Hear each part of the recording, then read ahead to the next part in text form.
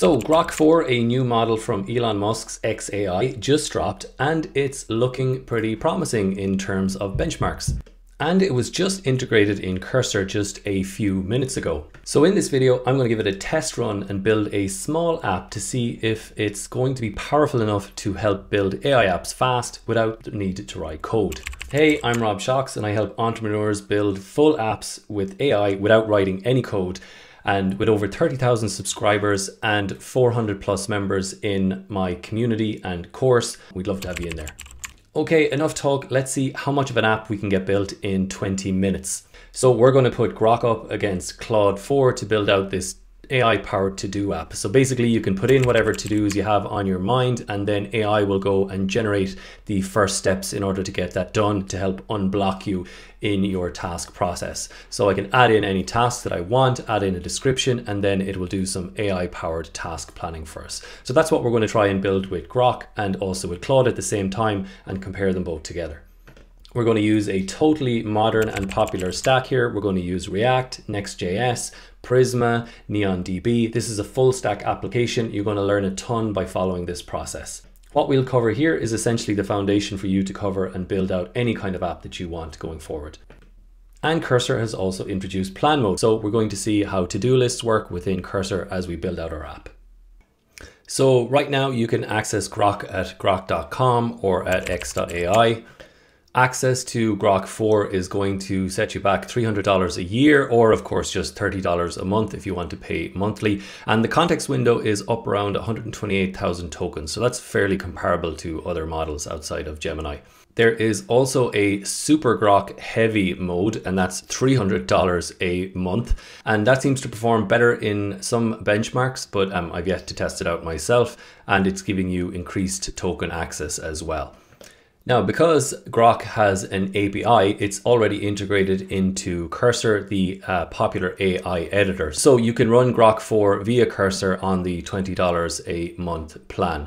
The caveat here is just be mindful of your token usage and your limits. There's been a bit of controversy in the last week or two with Cursor rolling back some controversial changes that they made.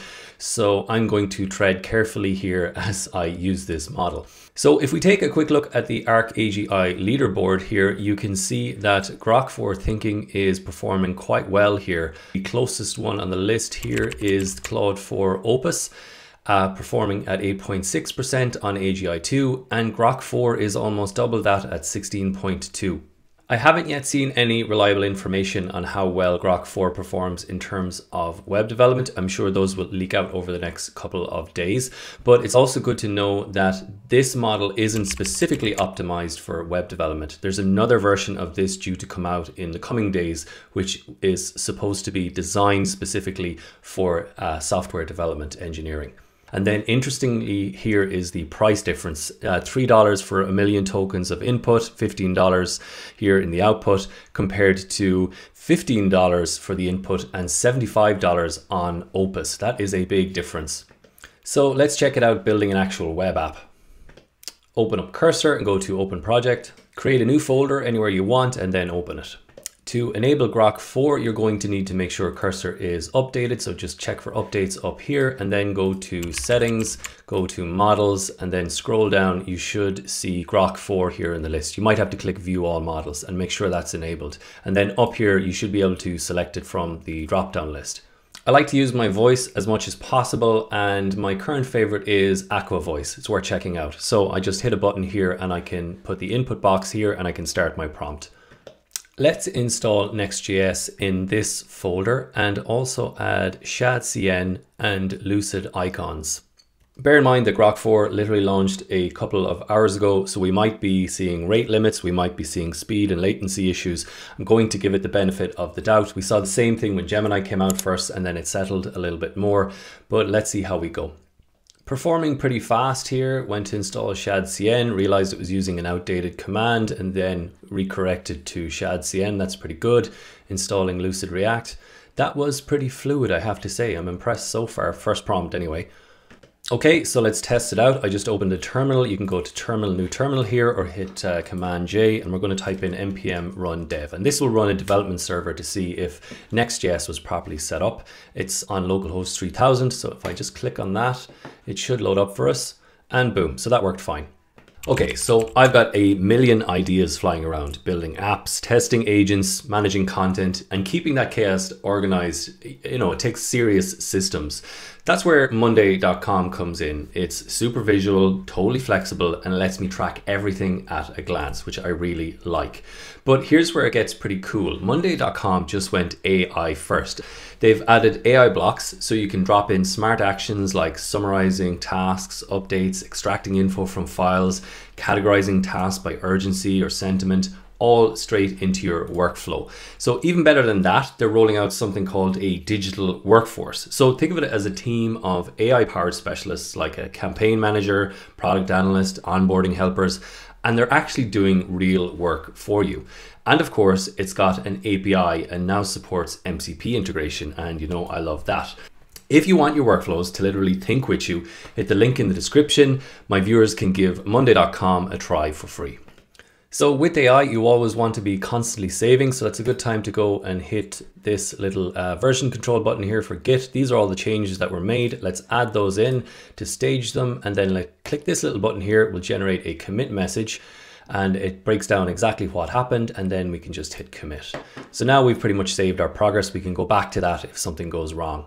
And just for context going forward, blue here is for the Grok model. And then I've got orange here for Claude. Now I've gone and set up a identical project and I'm using Claude 4, in this case, the thinking model. And you'll see that this does use some of the tools straight out of the bat to set up the project. And both of them set up the project perfectly well. Let's just take a quick look at the output from Claude 4. So to test this out, I'm just going to build a basic to-do app, but using a to-do app means that we have to bring in a database, we have to build out a front end, all the various different parts that are key to building out web apps with AI. So it's not necessarily computationally heavy, but it's the kind of things that we use to scaffold and build web apps that actually turn into businesses. So I pasted my prompt in here and you can pause that if you want a more detailed look. I could go and describe out my full application here, but I've learned that you're better moving in smaller steps. So this is quite a big prompt for a model to take on, but let's just test it out to see how far it can go. And then we're going to add in the AI components later on. Now, before you put in your next prompt, just make sure that it's still on Grok 4 because mine switched back automatically. Okay, so I'm just going to run this prompt. And then I'm going to drop it at the same time into the Claude 4 version. So a nice new feature from Cursor that's worth taking a look at is their to-do generation. So if I click on this here, I can open this up. You can see that Cursor now goes and generates a to-do list for any prompts that you put in there, at least any of the bigger prompts. So it's stepping you through all the tasks it's going to run in order to achieve your goal. Now we've seen something like this using Claude Code. It's called plan mode. You just hit Shift Tab to achieve the same thing. So it's nice to see this in Cursor as well. I didn't do anything specifically to invoke this. It just basically kicked off itself. So Claude is already started and flying through the task here in terms of setting up Prisma, etc. And then if we take a quick look over at Grok, we're still in the thinking phase. So Grok also had a to-do list generated by Cursor, which is good to see, but then we see that it had just stopped thinking here for some reason. So not sure why that is. We have to give Grok the benefit of the doubt here because it's just been plugged into Cursor a couple of hours ago. It's a new model and also it's probably experiencing a lot of traffic. So Claude 4 thinking is plowing away here in the background. And we're on number 7 of 8 of the to-do items. Grok 4 seems to have stalled again and it stopped thinking after trying to install Prisma. So I'm just going to hit resume the task again. Meanwhile, Claude has finished out the entire project and now it's giving me instructions for setting up NeonDB. So let's go and do that really quickly. You can use any database provider you like Supabase. I like Neon because they have a generous free tier and it's really quick to set up their projects. So I've just gone to new project here. I put in a name and I'm clicking create. And then instantly I can hit connect here. And it's going to give me the environment variable here that I'm going to copy in. So let's copy that. Following the instructions here, it told me to set up the Neon database, which I have, and then go to my env file and put in our database URL. It's gone and created a .env file over here, and then it has put in a temporary database URL. So let me just copy that in. Perfect, and we can save that. It's important to keep your .env safe and make sure that it's listed in the .ignore file here so that it doesn't get copied up. And I'll be deleting this key after the fact, of course, if I remember. So Claude has basically gone and set up a database schema for us. Now, this is the kind of stuff I cover on my course, switchdimension.com. It basically breaks down all of these steps in much more detail so you can progress at a slower rate. So sorry if I'm rushing through it here, but I just wanted to make sure that we're getting an overview. So here is our to-do SQL model. It's created and we can accept that. In fact, we'll accept all those changes, and then we are going to run this command here to migrate. By migrate, that means that we're going to basically take this SQL database structure that's been created by Prisma and then move it over to NeonDB so that it sets up the table. So if we pop over to NeonDB and we take a look at the to-dos here, you'll see that they have been created. The table has been created, but there's nothing in there. ID, title, description, completed. And you can see the migration is listed here as well. So that worked fine. Okay, so Grok has progressed forward. It said it set up the schema. So let's just take a quick look here at what it's done. It has set up Prisma, but it hasn't put anything in there yet. It's asking me first for the .env. So it seems to be taking a much more stepped approach rather than Claude 4, which is just basically running through autonomously as fast as possible. So a nice feature in Neon is we can create different branches of a database. So I'm just going to create a separate branch for Grok here so that we can experiment with that. It's given us the .env details here, so I'm going to copy that and close. Again, go to my .env file, and I'm just going to replace that string there so we have it saved, and save that. I have added the string, the database URL, to the .env file. Please proceed with the rest of the to-do list. So back in Claude, we've run the Prisma migration just like I showed you. I've restarted the server, so let's take a look at our localhost. Okay, looking promising, and I'm not getting any errors. Let's see if I can add a to-do. So yeah. So the interface looks good too. It followed my command to open up a modal, and it even gave me these different priority settings here. So I put in my first to-do, and then I can give it some kind of a description. And then I'm going to hit create to-do here. Okay, perfect. So it's given me a successful update here, and if we hop back over to NeonDB here and hit this little refresh button, you can see that it's been added in. Just make sure you're on the right branch, by the way. So if I was to go to Grok here, you'll see that we don't have anything added in here. So we're on the production database for Claude. So it looks like Grok is going to need a ton of hand holding to get through the process. So I'm just going to hit resume here again and see how it gets on. It's not getting anything wrong. It just seems to be stopping. So while we're waiting for Grok to catch up, let's see if we can advance our to-do app a little bit further. I like it so that whenever I put in a to-do item, that with the help of AI, it gives me a first draft for that problem or task. So oftentimes I get stuck on analysis paralysis when I look at my to-do list. What am I going to do next? How am I going to tackle this project? So what if I could get AI to actually start a draft for each one of my tasks? So I'm going to see if we can plug in the Grok API to see if it can help with this problem. So I'm going to x.ai API, and we're going to access the Grok 3 API here. So I have to say, whoever is in charge of the XAI and the Grok 4 branding and design, it's really actually quite nice. Some of the coolest interfaces I've seen in quite a while. So this is our dashboard here, and now we go to API key. I'm going to create an API key here, give it a name, smart to do test, and I'm going to click save.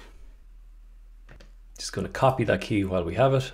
And I'm going to save it here just so we have it for future reference. I guess I'm also going to have to add some credits here as well for this to work. I mean, look at these little interface UX items. This is really, really nice. So back over in Claude, we're going to see if we can add in that extra AI functionality. So I'm going to start a new chat because we've probably run out of our context window. Want to refresh that and make sure that we're selecting Claude 4 Sonnet Thinking again, and we're going to enter our prompt. Whenever a new to-do item is created, I want to have AI basically draft the first couple of steps involved in fulfilling that task. And I want to do that by calling to x.ai, the Grok 4 model. I believe it has an SDK, so search the web to see how we might set that up. So if I was going to be a perfectionist here, I'd actually go and find the documentation myself. I would copy in the link and paste it here to make sure that I had maximum success. But I just want to test out these models without that to see how well they perform. So I'm just telling it to search the web and giving it some of the basic details. So let's hit return on that and see how we get on. So remarkably like what we got from Claude 4, but again, we're using Shadcn components and Lucid, so we're going to have those kind of similarities. Okay, so let's go and click add to do. Okay, pretty similar. Added the to do. Didn't do anything much there. Might see an error come through. Let's just check.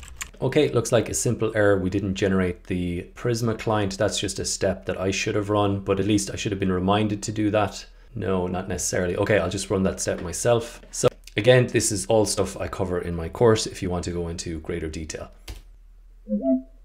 So let's restart the server. So I hit Control C to stop the server. And then if I hit the up button, it'll give me the last command, npm run dev. And let's just hit that, and it's running on localhost 3000. It's telling us that we should probably restart the server to see if that helps. So let's try that. And still the same. So we've tried a couple of different avenues to get this solved with Grok. And here's the power of using a AI agnostic tool like Cursor or Klein or Roo. It offers you the ability to switch up models to get a different perspective. So again, I'm going to find the error in the terminal code here. Usually it starts with an error here. That's what you want to copy. And then in Cursor, it's got this handy little add to chat here. So if I click that, and now we're going to make sure we've got Claude 4 Sonnet engaged, and then I'm going to give it a prompt. So I'm just going to say troubleshoot and explain, and I'm going to run that using Claude 4. Back over in Claude, it's telling me that it thinks it's fixed the problem and I should run a test. So let's give that a go. Now I'm just going to run this again in the Claude version, creating with AI. Okay, it's taking a little bit longer this time, indicating that some kind of an API call is being made.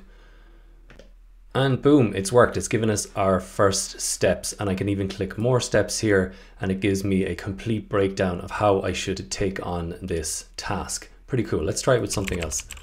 Okay, let's see if I can get it to hire a software engineer. We're going to call this high priority and then create to do. Again, it's making the call to XAI, and yeah, we've got our steps in place here. So if I click on it, I can mark this as complete, I can edit it, I can delete it, and it's giving me all the steps listed to get me started in this task. So that's pretty cool. So all in all, a really great job from Claude 4 here with Cursor using the thinking model. It didn't take me many prompts to get there. We only encountered one error, which was simply a matter of giving it the right context for the API. But we have a fully working app with Prisma connected to NeonDB in probably just 3 or 4 prompts, and using the new to-do approach from Cursor. That's really powerful. Let's see how we're doing with Grok. So back over in our Grok setup, you'll remember that we used Claude to try and solve the problem, and it says it can see an issue that Grok generated the file in the wrong place, and so it went about fixing that. So let's see if we have solved the problem. Okay, so with the help of Claude, it has successfully solved the problem. Again, this is really the power of being able to use multiple models to attack a problem. We want to be able to pick the right model in the right case. So in this case, Grok wasn't able to figure out what the issue was, so we could switch over to a different approach. But now I'm going to switch back to Grok to see how it progresses through the rest of the setup. So again, with Grok, we're just going to save here because we're in our stable version with to do. And now we want to add in the AI component. So I'm going to paste in exactly the same prompt we used with Claude and then see how the model performs. Okay, so it looks like Grok is done with its changes to the API. Let's give it a whirl. We'll restart the server and see how we get on. Okay, so hire a software engineer and the description and click add to do. We're seeing our adding, And then let's see how we go. We click in here. Okay, boom, yeah. Clearly outline the specific skills, create a job description. That's great, mark as completed. So this is our output from Grok. We have our task. It was able to break down the task, mark as pending, mark as done, add more to-dos. It pretty much followed the brief pretty well. And this is what we got from Claude. And it gave us some extra details like priority mapping. We can click things off here as done or not. Click inside. It's got some nice cards breaking it down and some more details. So I'm going to say Claude wins this one purely because it pretty much did it in 2 to 3 prompts, whereas Grok required me to consistently prompt it to keep moving. It came across an issue with Prisma that it couldn't fix, and I had to rely on a different model. But Grok does show signs of promise. It was actually able to move pretty fast. The fact that I had to prompt it to resume, I think, is more of a bug that might be more to do with Cursor and its integration. Not sure, but I'm sure that will be resolved, so it'll be much more agentic and fluid. And maybe it was just a once-off issue that Grok wasn't able to pick up on the location of Prisma. There might be some tool usage there that would help. So it can search through your files, it can understand it more. I didn't see Grok doing as many tool calls. Maybe that's something that needs to be set up and enabled. Either it's that Grok isn't great at tool usage, or it hasn't been properly and fully integrated with Cursor yet, because it's only just out a couple of hours. So it's hard to call. Initially, I feel like Grok could prove to be a really good model. It'll be really interesting to see when the code version of Grok 4 comes out and how that performs. I might do a video on that as well. But all in all, it looks like we have a new contender for a decent model in the market, which is great. It pushes things forward. And again, there has been a lot of debate recently over Claude Code versus Cursor versus Klein, Roo, etc. I still recommend you stick with using a tool that allows you to use multiple different models. Maybe that might even be open code or something else like that, because it's important that you're able to choose the best model for the best task. And thanks to Monday.com for sponsoring this video. Hit the link in the description. My viewers can give Monday.com a try for free.